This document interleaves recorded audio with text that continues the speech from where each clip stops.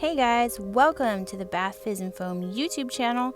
My name is Robyn French Smith, and today we're going to cover the Cada Dragon Egg mold. Now, this mold is obviously a variation of the egg mold that the Cadas have, but this one has dragon scales on it. And I did not own this mold, but I have a friend who lives near me who had this mold, and they warned me they warned me that the version that they had was rather large, and I just have to say that I did not take that seriously until I saw the massive size of this dragon egg mold. This is the biggest bath bomb mold I have ever seen. It was enormous. So I was a little bit intimidated, to say the least. But, treat it like you would treat any other mold. So I sprinkled the mix in. You saw me sprinkle the mix in. And then I tapped it with my spoon to make sure everything was settled. Now I am pressing evenly all the way around on the top. I will flip it in just a second and do the same thing on the other side. You do want to make sure that when you're flipping it or handling it, that you're actually supporting the press pieces that are going through the outer shell.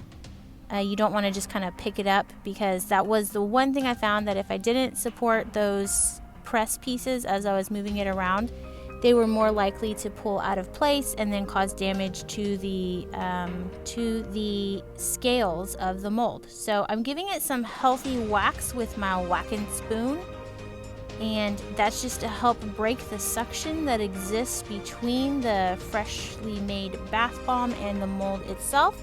I am removing that outer shell. This is so difficult to do because it's so big. Oh my god. Okay, so tapping. There is really a lot of suction for this mold, not only because it has it's a very deep mold in general because of the shape of it, but then you have all those details in there. So you really want to make sure that when you're pulling up that top piece, or the bottom piece, whichever piece you're pulling up, you really want to make sure that you're giving it plenty of healthy taps. See, I'm trying to pull on it right there, and I can feel that it's stuck, so I'm not going to force it. If you force it, you will break the bath bomb, and you do not want to do that, do you? No, you don't. So you're going to do like I'm doing, where I put it back on the table and I'm tapping. And actually, this is a little bit different technique that I do for molds that have kind of more intense suction like this, where I am tapping while I am simultaneously pulling up on the mold. That's not something I generally recommend, but if you're having a mold that has a ton of suction on it, and it feels like it's taking a lot of work to get it to release, then go ahead and gently tap as you're pulling up. And you really want to be gentle though, because any too much tapping as you're pulling up, and you're likely to break it or fracture it, or cause just other kinds of cosmetic damage to the bath bomb. So I am very delicately tapping as I'm pulling up. You can see that my my dragon egg is resting in a comfy little nest of bubble wrap. I had this is the second time that I made bath bombs with this mold. I like to do them at least 2 or 3 times before I make the video and pass my final judgment, just because there's always kind of weird things that can happen. Sometimes they don't work well for me the first or second time. Sometimes they work great the first time, and the second time the odds are not in my favor and I can't get it to work out for me. So I like to give it 2 or 3 goes. This is the second time. I didn't really have a lot of problems with this mold, but I can see how it could be problematic. There's just a ton of detail that's going on with it. So, I definitely see how it could be an issue. If that was something that you were struggling with, do not feel bad. This in particular, this jumbo size, I don't know if anybody else has this jumbo size, but it's enormous. We were joking about things that you could put inside of this dragon egg mold, and I'm pretty sure you could put a whole dragon inside of there. It's just so big. So okay, so here is a different view, the side view, and once again I am sprinkling that mix in. Now this obviously takes longer when I have a giant mold like this, but it's worth it because I will show you at the end of this video that these bath bombs still floated.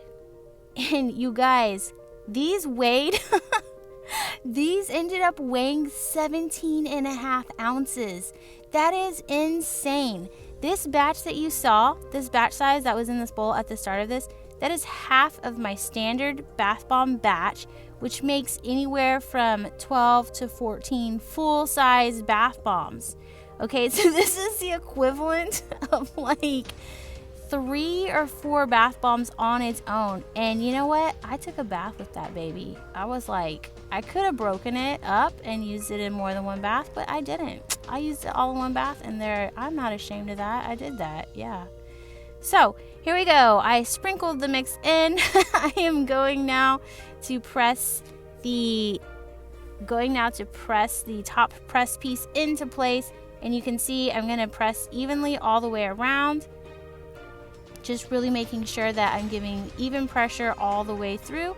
I'm supporting it as I'm flipping it, and once again pressing on the other side.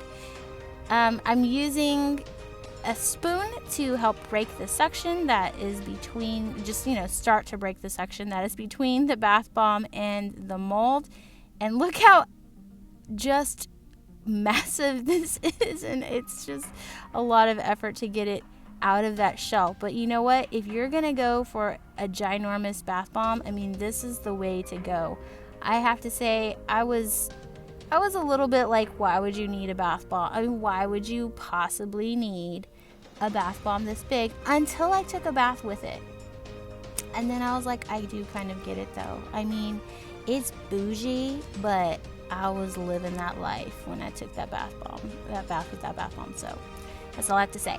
Okay, so tapping all the way around, on the bottom, on the tops, on the sides to help release the suction. And then as I'm gently pulling up, I am gently tapping. And if I feel that the mold is sticking at all, I am not forcing it. I am just gently tapping as I'm pulling up.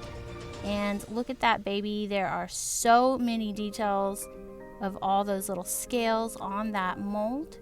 And it's pretty stunning, if I don't say so myself. It looks pretty good. I'm going to flip it into my little hammock / nest. The first time I did it, I created like a hammock for it. That really made me nervous. So this time I did like a nest with bubble wrap, just to, don't have to worry about possibly falling from my hammock situation. But here I go, gently, gently tapping. I mean, just barely tapping as I'm pulling up on the mold, and it's helping to release the suction. I know it seems like it's taking forever, but this is a 1 pound plus bath bomb. It's worth taking your time to make sure that I don't have 1 pound worth of bath bomb dust in my little bubble wrap nest. And pretty quickly after I made these, I was able to pick them up and handle them. Now, it was a particularly dry day where I live. It's generally pretty muggy here, so that's not something that I can do on a regular basis. There are the finished bath bombs. I mean, they're stunning, right? They look great. And here is to show you the tub test. I won't show you the whole thing because that would be kind of boring. It did last like 15 minutes.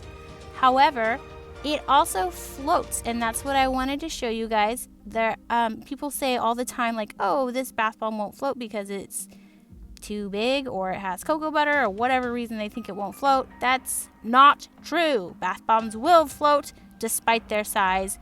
If giant freaking boats can float, then your bath bomb can float. Thank you guys so much for watching this video. I hope that you liked it, and I hope that it helps you as you're trying to unmold the Cada Dragon Egg mold. Make sure that you hit that like button and that subscribe button. Come visit us at bathfizzandfoam.com.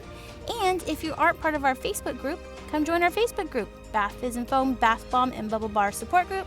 We are a community of helpful, cool, nice, fun makers, and we're doing stuff, so come visit us. And as always, happy making.